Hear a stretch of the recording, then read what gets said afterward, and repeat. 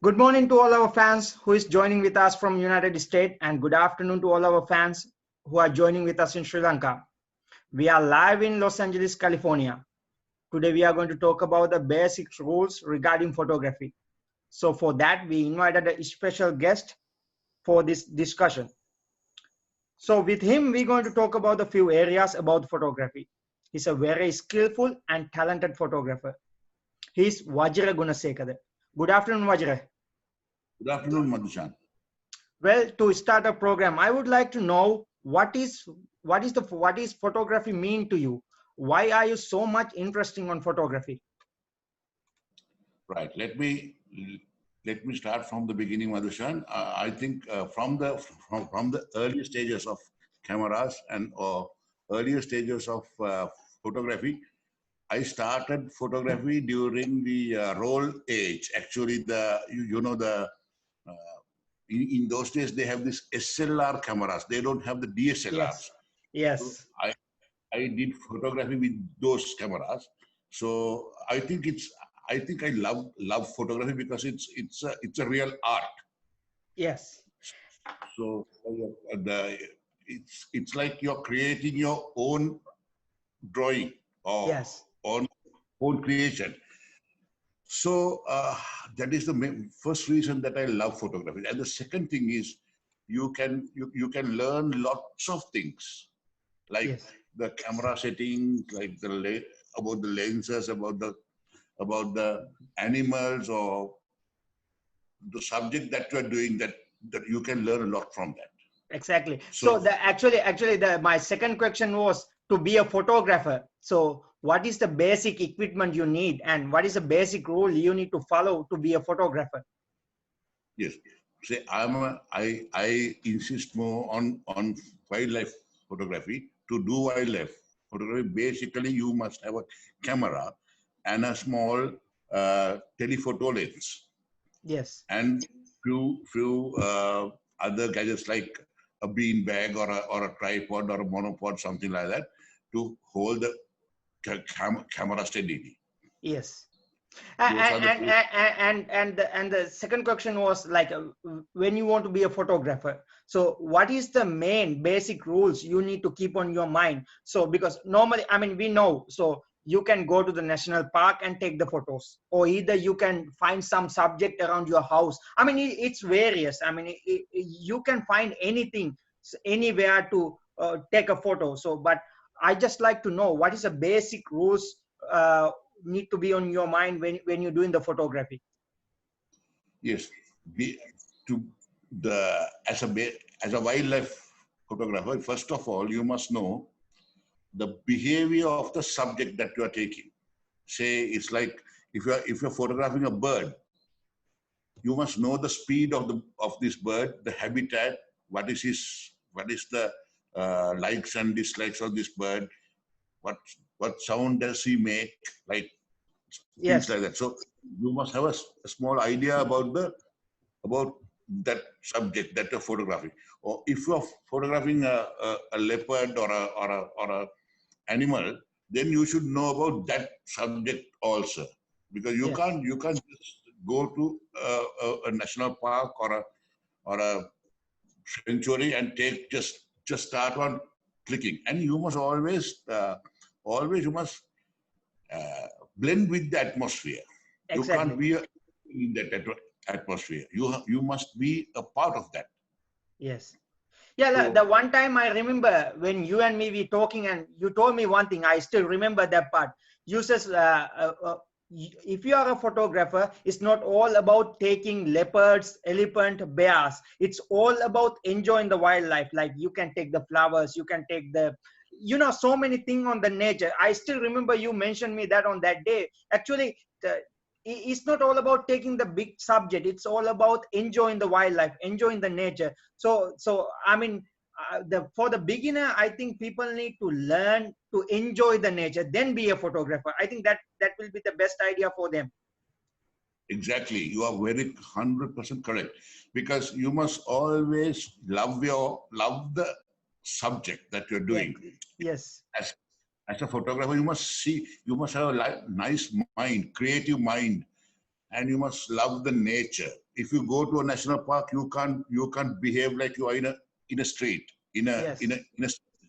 So you have to behave according to that surrounding, you know. Yes. Otherwise you will be a complete alien in that environment. Yes. As you said, and you must love nature.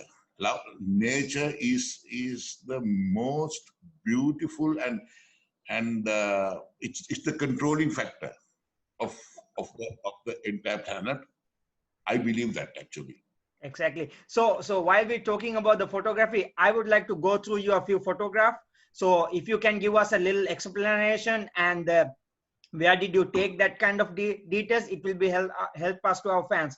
So I would like to go these few. I selected a few pictures of yours. So I like to go on these photographs first, so you can see that now. Yes, this is a very interesting photo, even to me. While this was taken in Vilpattu at Okay. about 7:30, 7:45 in the morning, where the backlight comes from. You know, in Vilpattu, there's a certain area like a canopy. Yes. I think you must have experienced that as a Sri Lankan. There is like it's like a tunnel, you know, Exactly. covered with trees. So suddenly, when we were driving through this tunnel, I saw a deer was just standing there and waiting to cross the road. But Yeah. he did not cross because he heard the noise of our vehicle. Yeah. Yeah. So he was waiting there. And I asked my driver to stop the vehicle and stop the engine. So he was, after about, say about 5 minutes, he was just not worried anymore about me or the Yeah. Jeep. Yeah. And at that time, luckily I had my zoom lenses and the cameras ready for the event. So I knew that he's going to cross the road, but I didn't expect the second one. As you Okay. can see, the second here Yeah. was Yeah. coming through. Actually, he was giving some time to the second deer to cross. Okay. He was just guarding the second one. So the Okay. second one came out from the jungle and crossed the road. So I took the shot then. That was a beautiful And shot. I mean, I really do like on that colors, you know, it's a blending that colors and everything. That was a marvelous picture. So next picture, I go for this picture for yours. Let me give me any idea about this one. This is the second one I selected. this is the leopard.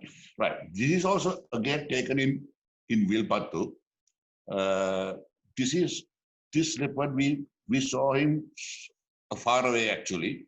Then we stopped our vehicle and waited for him. So suddenly he was coming through the bush from very far. But I shot this with my 800 millimeter lens.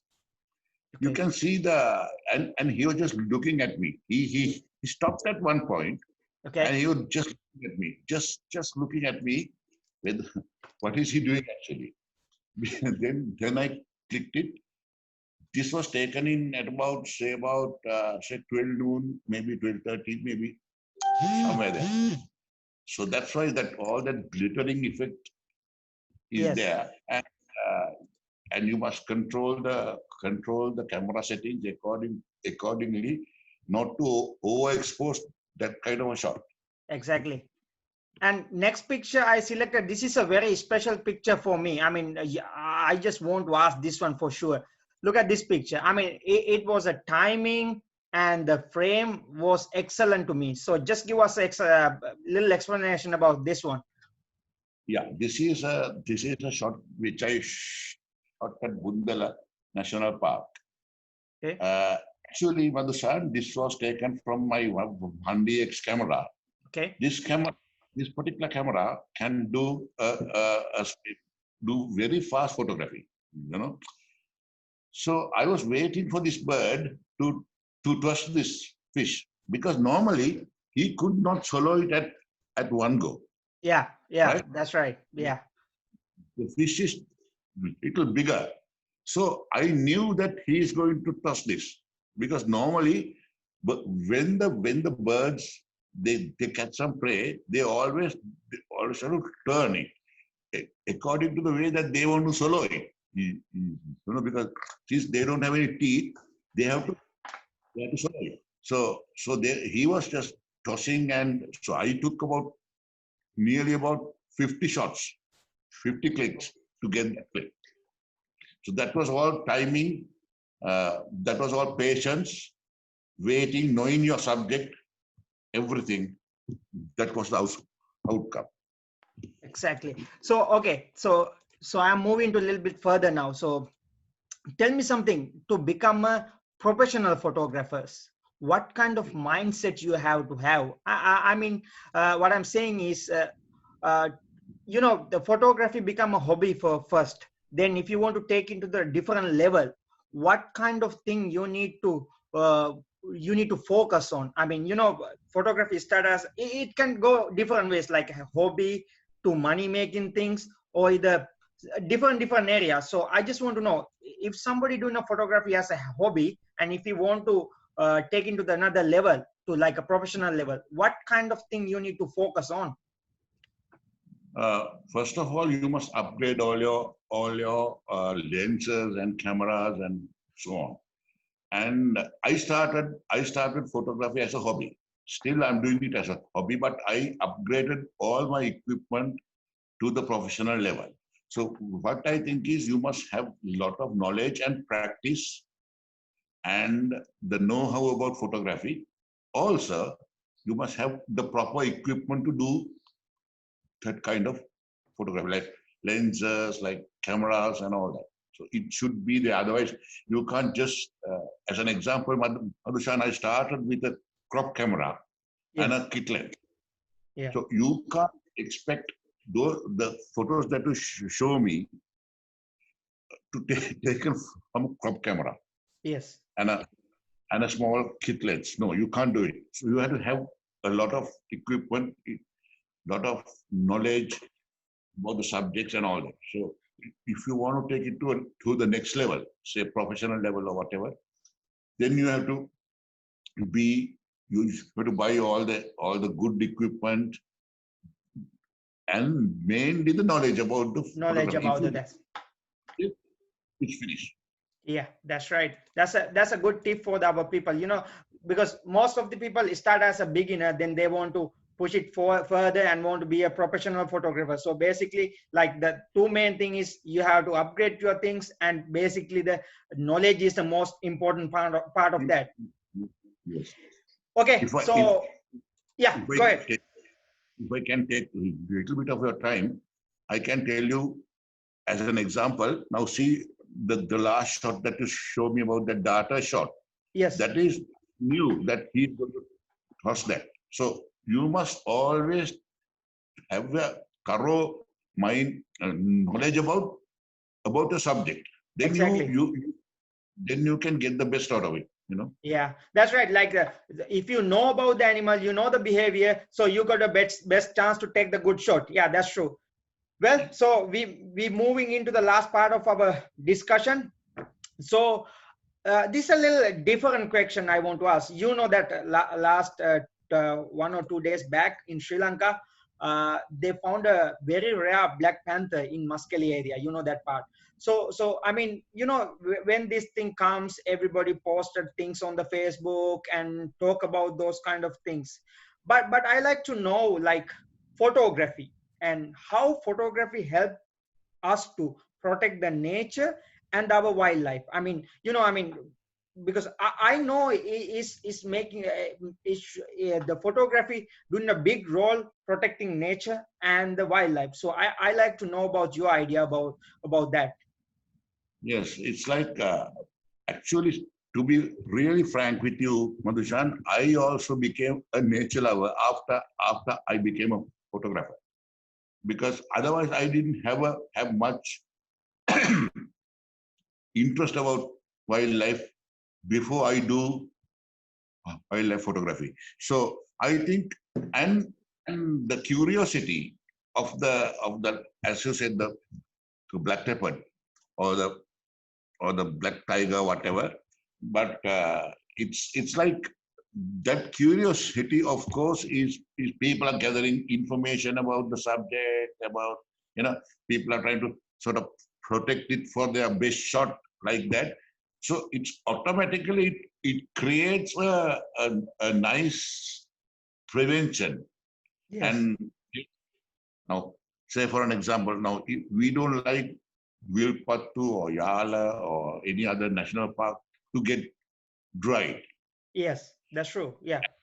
Photographers, if we can sort of get together and give them some water bowsers or something like that, we are most welcome to it, because we don't want them to die. Die. Yeah, because it's coming from the bottom of the heart, like because we love the nature.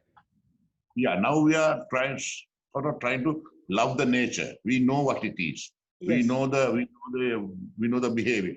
So it's automatically comes into you. It's like a meditation, right? Yes. So then you feel like loving the nature. Now, even when we're in home, we feel like now we are in a different atmosphere. But as soon as you go into the jungle, you think that I'm part of it's this. Change. It's change. Yeah, exactly. It's change. Yeah. So I think this photography helps a lot, especially the wildlife photography. Because if you are a wildlife photographer only, that you will feel like this. Otherwise, it's now like I don't say that they are not human beings, but like, say, supposing if you are doing a architectural Exactly. Yeah, I understand. You don't have a feeling about wildlife. Yeah. Yeah, might they love the nature and the wildlife, but when you are a wildlife photographer, it's a different feeling. I mean, like when you go to the national park, it's feel like you're living on there, like you're part of that, like you say. You're part of that. Yes. Yes. Well, I mean, that we are a part of that. Yeah, that's true. Well, I mean, we had a good discussion regarding photography. I mean, but we come to end of the program. So that's all for today, my friends. Hope you guys enjoyed and learned something about photography. And also, if you have any question, and send us a Facebook message. And also, thank you very much for Wajira for your valuable time and sharing your knowledge with us. Thank you so much. My pleasure.